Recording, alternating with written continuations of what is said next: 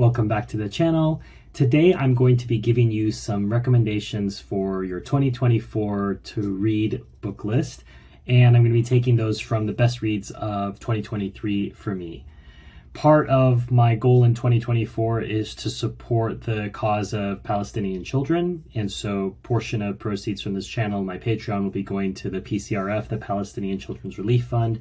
There'll be a link to that in the description below, as well as the article I wrote on Medium for which this entire video will be based.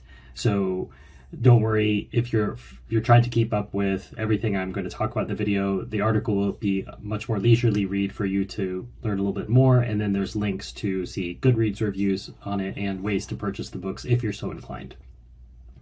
So I've broken this up by genre, and then it's alphabetized. So the first that we're going to start with are books about history and politics. That seemed to be my biggest concentration in 2023. Part of that, I was traveling for research for a book that I'm working on, but the other part was simply interest that preceded that book. So the very first one is probably the single most watched video on my channel, which is The Ethnic Cleansing of Palestine by Ilan Pappé. Continues to have comments every day on it, and for whether people want to shoot the messenger or not by not liking Pappé, the narrative that he talks about in there, the displacement of the Palestinian people in 1948, and then the ongoing occupation, these are things worth considering, and it's an excellent book to check out.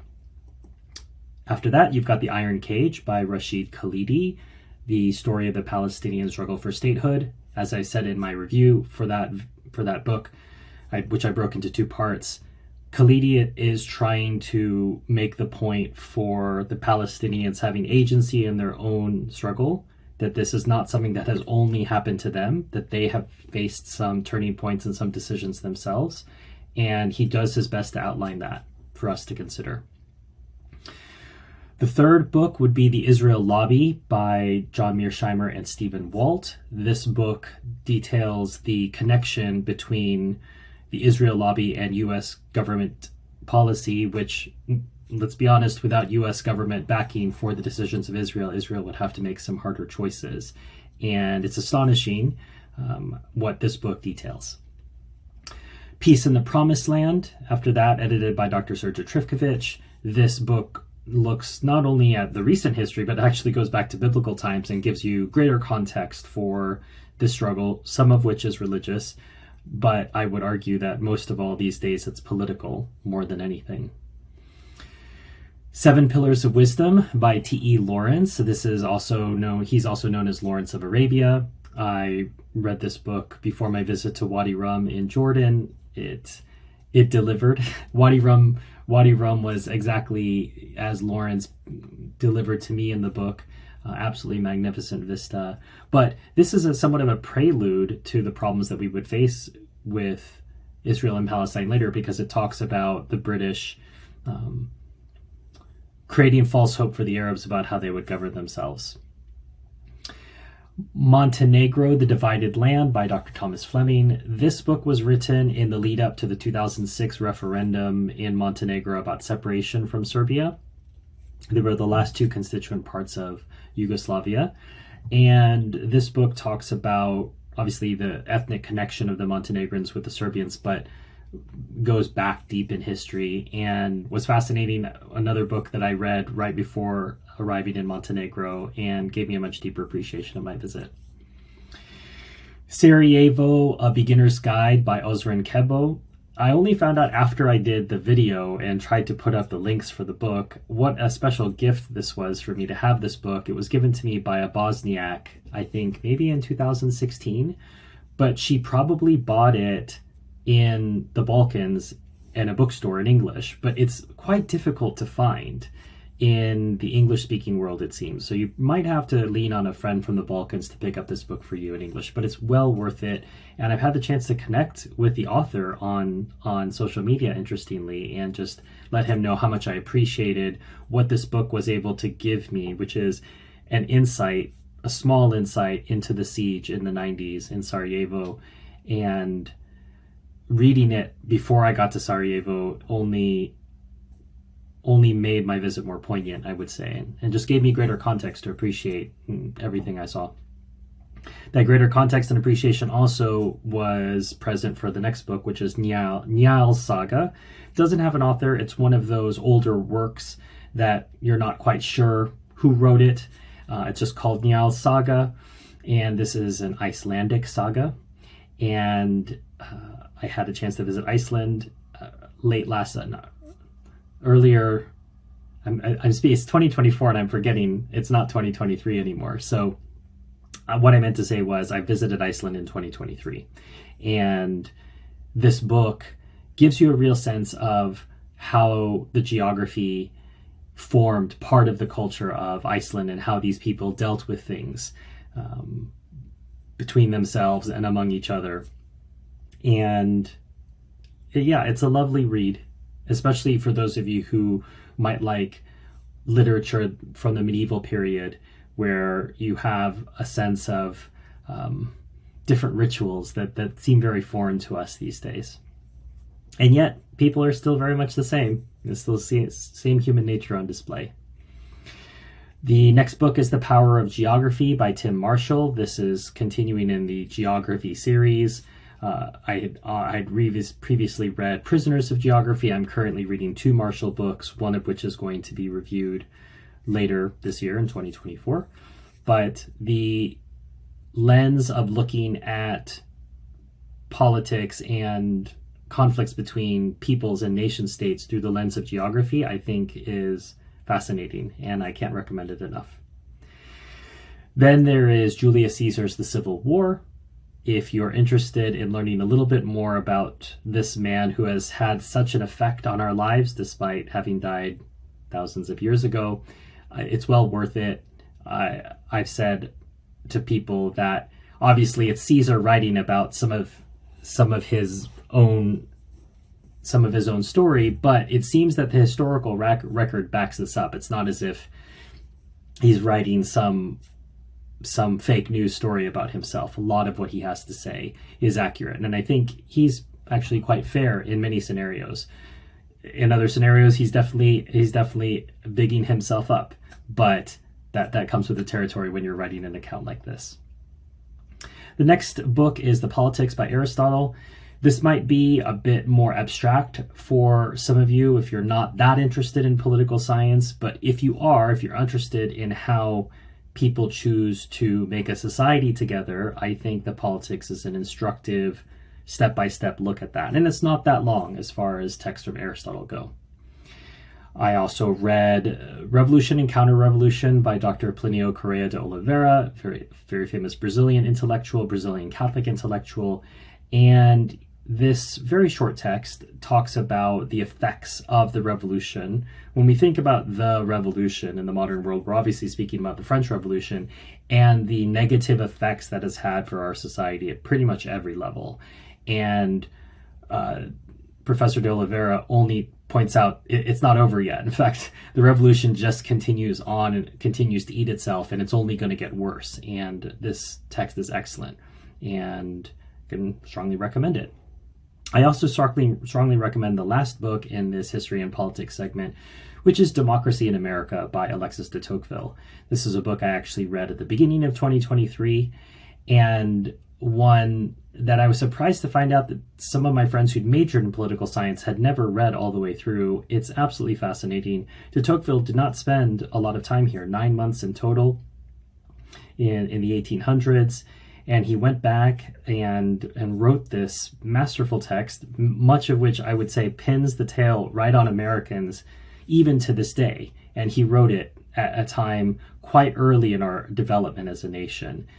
It's a long text, and you might need a book club or some friends to give you some accountability to get through it. I can imagine only the most interested in America's development, or the most politically science-minded person is going to get all the way through it without a little bit of encouragement and accountability, but I promise you that it'll be worth it if you do. 3 books on Christianity that really affected me in 2023. The first was St. John of the Cross's Dark Night of the Soul. A lot of people hear this phrase in the culture and they think it has something to do with depression. It's not that at all. Dark Night of the Soul is a period in prayer in which the soul has consolation removed from it. And so sometimes prayer, conversation with God can feel, quote unquote, feel nice, can feel lightsome. But the dark night of the soul is when that sort of consolation is taken away and you're having to move forward with your intellectual knowledge, but with no sensible feeling, and how that's important to get through where God is trying to call the soul further. And I'm told, if you read it in the Spanish, I read it in an English translation, obviously, that it's some of the most beautiful work in Spanish. So if you are a Spanish speaker, I would encourage you to read Juan de la Cruz in the original. The next is Jesus, King of Love by Father Matteo Crowley Bovey. This book, I found out, is a little bit more rare. I have an old copy of it, I think somewhere here on the shelf. And when I went looking for it to recommend it, it looks like it's not currently in print, so it's a little harder to find. But this Father Matteo rather, was a apostle of the Sacred Heart, really spreading that devotion in many countries, and it comes out in his writing. And part of what you have to understand about great spiritual writing is it has to come from a deep place of prayer, silence, and reflection, and that's clear in Father Matteo's writing. It was really a joy to read that. The last book on that topic for 2023 was The Story of a Soul by Saint Therese of Lisieux. Now, what was interesting for me is I read this book many, many years ago, and it's one of those books that I think perhaps you have to come to at a certain point in your spiritual journey, that I think when I had read it, I must have been 18, 19, 20, many years ago. And I think the simplicity of Saint Therese may not have made sense to me at that time, even though I would have been closer in age to her. So Saint Therese died at 24. Those writings would have happened between the ages of 20 and 24. I was 22 when I read it. But once again, that's just illustrating she was offering wisdom of many years beyond her age, and I wasn't able to digest it. I wasn't mature enough. That isn't to say someone who isn't 18, 16, even 15 couldn't really derive benefit from it. They would just need to be more mature than I was at that age, and that I don't think that would be hard. So moving on to the next genre, there's nonfiction. This starts with Anti-Fragile by Nicholas Nassim Taleb. Now, I've said before, you can not like someone and still really enjoy their work. I don't want to say that I don't like Taleb. I just think that the way he conducts himself on social media is deplorable at best. But the wisdom that he manages to impart in his books is still worth reading. So you don't have to follow the person publicly on social media after you read the book. Just take the good from the book, and I would recommend that, Anti-Fragile. It's part of a larger series about randomness and uncertainty in life, which I can't recommend enough, but this is just one of the books. Another book would be The Black Swan. There's Skin in the Game, Fooled by Randomness, but I'm not talking about all those books, just mentioning Anti-Fragile. One of the last books I read in 2023 was Chinua Achebe's Home in Exile, talking about the importance of writers writing from their experience, writing in the place, the locus where they are, and instead of having to come to the big city or somewhere else to write their stories. They can write their stories where they are. The next one, Liar's Poker by Michael Lewis. I'm smiling a bit because I feel Michael Lewis just torched his reputation in 2023 by backing Sam Bankman-Fried. He just got caught in the Sam Bankman-Fried orbit and believed all of his lies. But Michael Lewis has had a wonderful reputation up to that point, and he made his reputation writing Liar's Poker about what Wall Street was like in the 80s. And he didn't realize it at the time, but he inspired many people to go into it, despite the fact that he doesn't paint a very nice picture of that world in the book. Very much worth a read. Lewis is a talented writer, despite being fooled by Sam Bankman-Fried. That's forgivable, I think. He managed to fool a lot of people. Speaking of fooling people, the next book on the list is Propaganda by Edward Bernays. Edward Bernays is the father of public relations. He invented the idea. He's one of the people who sold World War I to the American people. And it's absolutely shocking when you read the book, because a lot of what comprises our modern life is built around people who accept the ideas of Bernays. But at some point, those ideas had to be put forward in the first place. And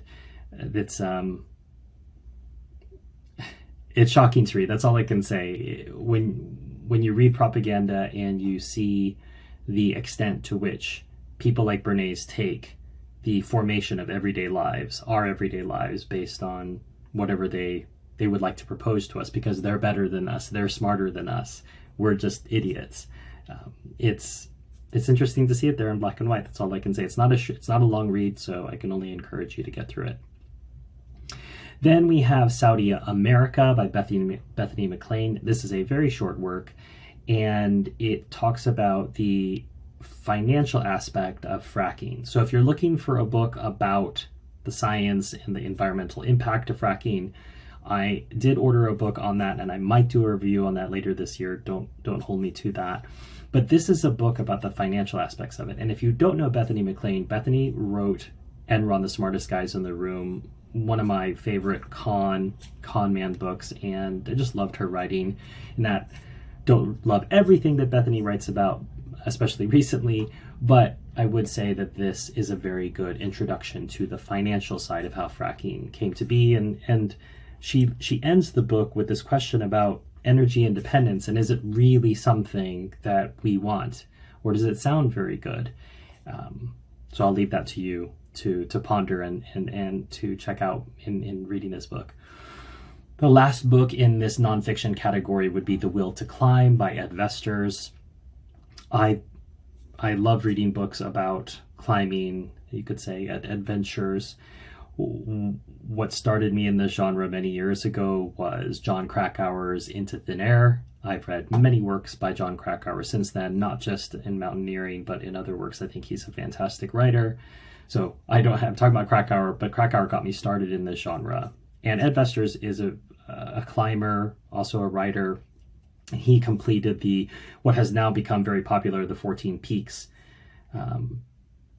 documentary on Netflix, which features Nimsdai Purja, I think the current record holder for the 14 Peaks. He did in 7 months, I think, or even less. And Ed Vesters did this over a period of many years. And his nemesis on that was Annapurna, which it took him 3 tries. Spoiler alert, he did it.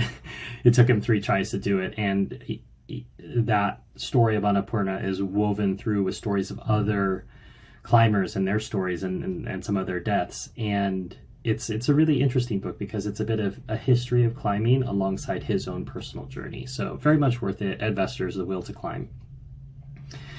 My favorite genre personally, fiction-wise, is science fiction, although it's one of the least popular ones on this channel. That's okay. I'm not reviewing it because it's popular, but because I like it.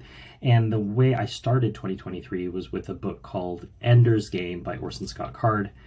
And it's a fantastic book and really highlights so many things worth talking about. What do we expose our children to these days? How do we look at people who are others? Why do we choose violence? There are some themes that were also explored in Joel Haldeman's The Forever War, particularly with, and we would see this in Starship Troopers as well by Robert Heinlein. What happens when we deal with an other that is so very other from us? And why is it that we always choose violence first as a species? Really, really interesting.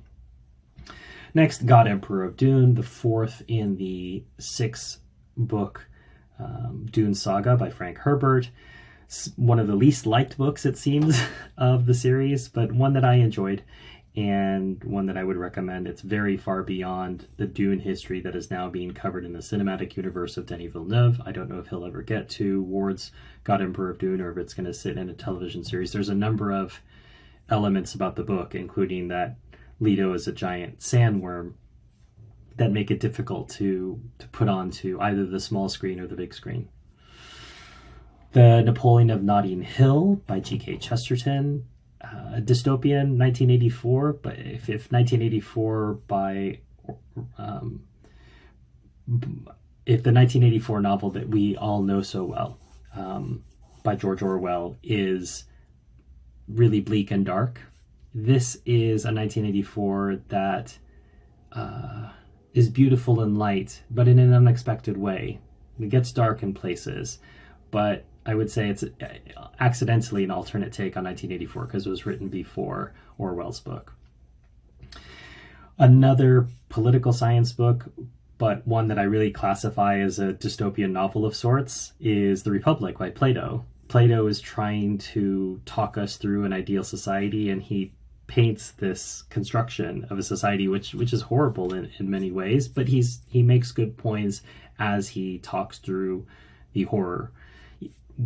Whether those good points are actually something we would ever want to implement, or if they're disconnected from other moral principles, that's a different discussion. But I think the ideas he brings up are worth discussing and thinking through.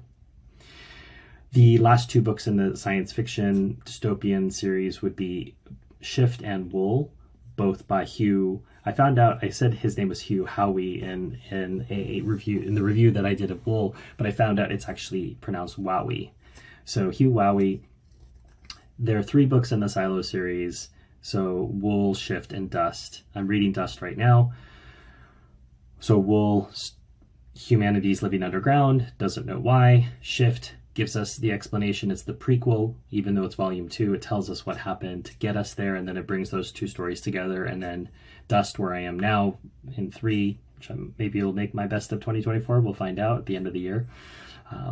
The story is good so far. It's enough to keep me going. Obviously, if I'm in the 3rd book of a trilogy, it's been good enough. So the next genre is novels and plays. And the first book there is one of the last I read in 2023, which is The Guernsey Literary and Potato Peel Pie Society by Marianne Schaefer and Annie Barrows. And my fun story with this is I actually bought this book in Guernsey when I was visiting some friends there. And, you know, a book about Guernsey, buying in Guernsey, you kind of have to do it, right? But it ends up being a nice, sweet, whimsical book against the backdrop of some very tough, difficult things that happened. Guernsey was occupied by the Germans during World War II, and I'm actually reading a book on that occupation now, and maybe that'll make it into the 2024 reviews. We'll find out. But this uses letters, so it's an epistolary novel, to talk about some of those historical events, but also give us this human interest story. That's what drives this forward. And yeah, unexpected. I think many people read it many years ago, and it was very popular at the time, became a Netflix movie.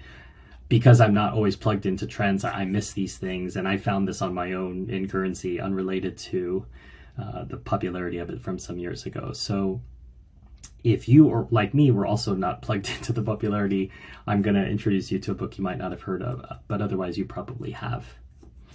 My next 2 books from the novels and plays of 2023 were King Lear and Macbeth. I was actually finishing a cycle of a book club that I was leading in Paris at the time to read every Shakespeare play and work. And these were among the last 2 that we read as a group. And King Lear has always been mooted to me by almost every Shakespeare professor I've ever had as his greatest work. I still struggle for it to be my favorite Shakespeare play, but that's okay. We all have personal tastes, and I think that's something that we learn as we grow older, is how to balance the opinions of the intellectual mentors that we value so much against our own thoughts. And it's okay at some point to disagree with your intellectual mentors. That's absolutely fine. So Macbeth is a play that I like more than King Lear for any number of reasons, but not for the violence, but I think for that question of free will. This is something that goes back to Dune, to many tropes in literature. What do you do with foreknowledge? And it seems that's one of the things that brought down Macbeth, wanting to know your future. Next book is Moby Dick by Herman Melville. Potentially intimidating to many people. Is it the great American novel? It's certainly a great American novel. I don't know that I've made a decision yet on what the great American novel is, but it's certainly a great American novel, and it's a gorgeous read. I can't say enough about it. Really like it a lot. Journey to the West by Wu Cheng-en. This is a translation that I read by Julia Lovell that's only 1/4 of the full-length Monkey King Journey to the West text. but I think it's a good taste. So if you like it, you can go back and find a longer translation that has all of it. But I was really quite attached to this translation, and I think that's something interesting too for those of us who can't read in an original language. So if you're reading a Russian novel in translation, or in this case a Chinese novel in translation, if the translator can really make it come alive for you, then you can have a greater attachment to the text than maybe you would have with a bad translation. And then that's the importance of translation. Obviously, some people may give up on a book simply because the translation is bad. And with all the resources we have on the internet today, I think it's important to check through what other people have said about a translation before just buying something because it's 99 cents on Kindle or it's free on AudioVox. So I'm specifically recommending the abridged Julia Lovell translation of Journey to the West. I can't speak for anything else at this moment, but if people have other recommendations, please put them in the comments below. I should have been saying that all along, that if anyone has anything to say, but I'm assuming you know that, obviously, if you're watching this. If you have comments on anything I have to say, please put it in there. And as long as it's not hateful or rude, it will not be deleted. Next, a book that was not abridged, almost 1,500 pages, A Suitable Boy by Vikram Seth. And it is an absolute masterpiece of a book.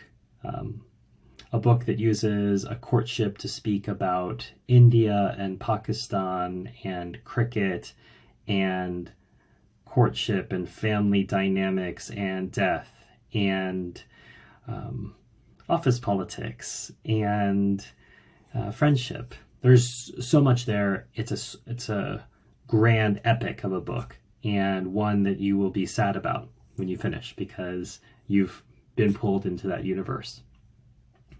Last category to talk about today and for this review is personal development.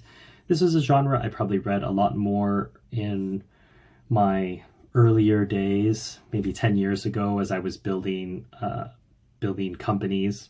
I'm still working on companies now, but not so actively building them as I was in the past.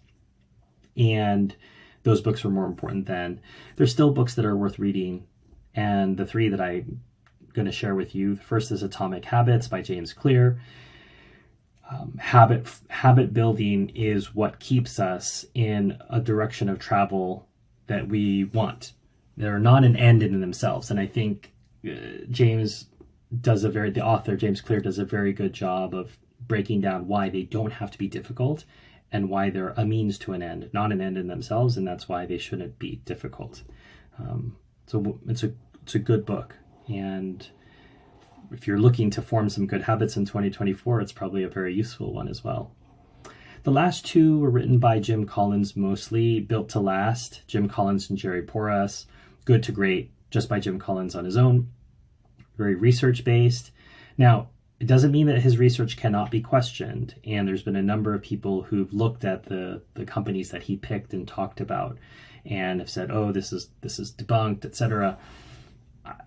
I would argue that the principles that Collins points out, and Porras and Collins and Built to Last, and Collins by himself in Good to Great, that the principles that he's looking at are still important. So Built to Last is how you take a great company and make it epic, something like an Apple.